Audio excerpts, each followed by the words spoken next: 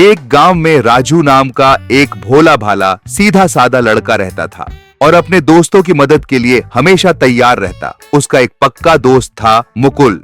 एक दिन मुकुल और राजू घर के बाहर बात कर रहे थे। मुकुल, देख भाई, मैं कल से सॉसेज का ठेला लगाने वाला हूँ।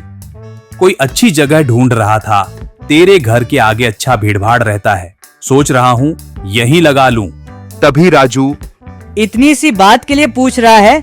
तू तो अपना भाई है, लगा ले ठेला यहीं। तू काम करेगा, पैसा कमाएगा, मुझे भी अच्छा लगेगा।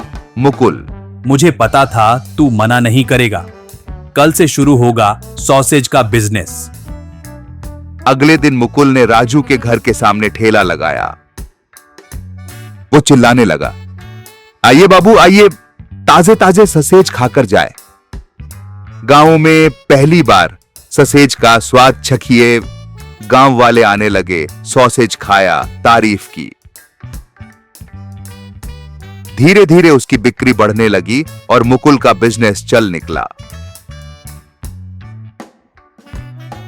कुछ दिन बाद राजू का बड़ा भाई विक्रम शहर से गांव आया। वह शहर में एक नींबू सोडा कंपनी में काम करता था। जैसे ही उसने घर के सामने सॉसेज का ठेला देखा, वो चौंक गया। विक्रम, अरे वाह, मेरे घर के सामने ही सॉसेज का ठेला। गांव भी अब तरक्की कर रहा है। तभी मुकुल, क्या खाओगे भैया, चिकन रोस्ट या कीमा सॉसेज? विक्रम, चुपचाप एक सॉसेज दे, चखूं तो जरा। मुकुल ने सॉसेज दिया। विक्रम ने मजे से खाया। फिर जैसे ही खाने का वक्त खत्म हुआ, मुकुल, साहब सॉसेज का पैसा। तभी विक्रम, कौन सा पैसा? मेरे घर के सामने ठेला लगाकर मुझसे ही मांगता है, चल हट। वो गुस्से से अंदर गया और राजू को डांटने लगा। विक्रम, राजू, तूने इसके ठेले को यहाँ क्यों लगाने दिया? किराया वगैरह लेता है या ऐसे ही फ्री में? तभी राजू, बड़े भैया, वो मेरा दोस्त है, दोस्त से क्या किराया? विक्रम, अब से किराया लगेगा, बुलाओ उसे। और विक्रम, भाई अब से तू 5,000 रुपए महीना किराया देगा, वरना ठेला हटाओ। तभी मुकुल, भैया मैं नया बिजनेस कर रहा हूँ, इतना किराया बहुत ज्यादा है। विक्रम, जो समझना है समझ ले, वरना हट जा यहाँ से। मुकुल को मजबूरी में किराया देना पड़ा, मगर उसने हार नहीं मानी। वह मेहनत करता रहा। कुछ दिन बाद 2 ग्राहक वहां पर आए। ग्राहक, भाई कल घर पे दावत है, सॉसेज और कीमा बनाना है सबके लिए, आएगा? तभी मुकुल, बिल्कुल, स्वाद ऐसा होगा कि सब उंगलियां चाटेंगे। अगले दिन मुकुल दावत में गया। सबको बहुत पसंद आया। अब उसके पास बुकिंग भी आने लगी। अब विक्रम को जलन होने लगी। उसने फिर बुलाया मुकुल को और विक्रम, तू तो अब दावतों में भी जाता है, बहुत पैसे कमा रहा है, अब से किराया डबल 10,000।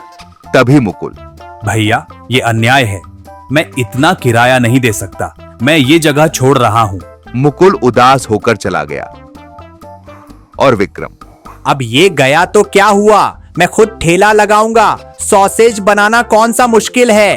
तभी राजू, भैया, आप तो नींबू सोडा कंपनी में काम करते थे, सॉसेज बनाना आता है? विक्रम, सॉसेज तो बस तेल में तलना होता है, देखो अब मैं क्या करता हूँ।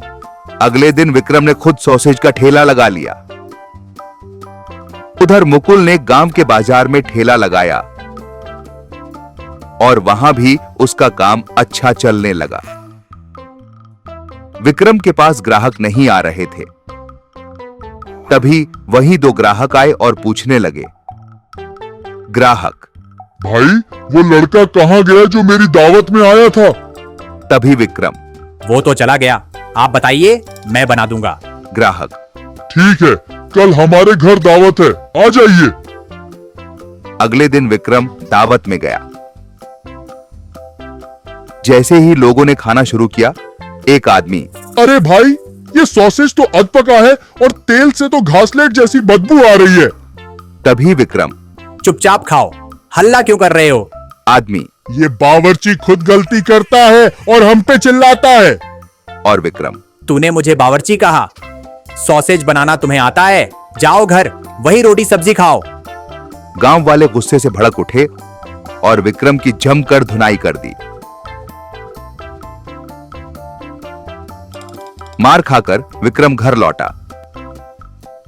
और विक्रम, राजू, ये गांव वाले बहुत ज्यादा गुस्सैल हैं। मैं अब बिजनेस नहीं करूंगा। तभी मुकुल वहां आया। और मुकुल, भैया, अगर आप वाकई सॉसेज ठेला लगाना चाहते हैं तो मेरे साथ काम करिए, मैं सिखा दूंगा। तभी विक्रम, तुझे मैं गलत समझता था। तू तो नेक दिल है। अब से पैसे की पीछे नहीं भागूंगा। मैं वही करूंगा जो मुझे आता है, नींबू सोडा का ठेला। मुकुल, मेरे ठेले पे जो भी ग्राहक आता है सबको सॉसेज के बाद नींबू सोडा चाहिए। आप मेरा साथ दो। और विक्रम, अब हम साथ मिलकर काम करेंगे। और तू बाजार मत जा, यही मेरे घर के सामने ठेला लगा। 1 रुपया भी किराया नहीं लगेगा। अगले दिन से मुकुल और विक्रम ने साथ साथ सॉसेज और नींबू सोडा का ठेला लगाया और उनका ठेला गांव में सबसे फेमस हो गया। इसलिए बच्चों, लालच का फल हमेशा बुरा होता है। दोस्ती में स्वार्थ नहीं, सहयोग होना चाहिए।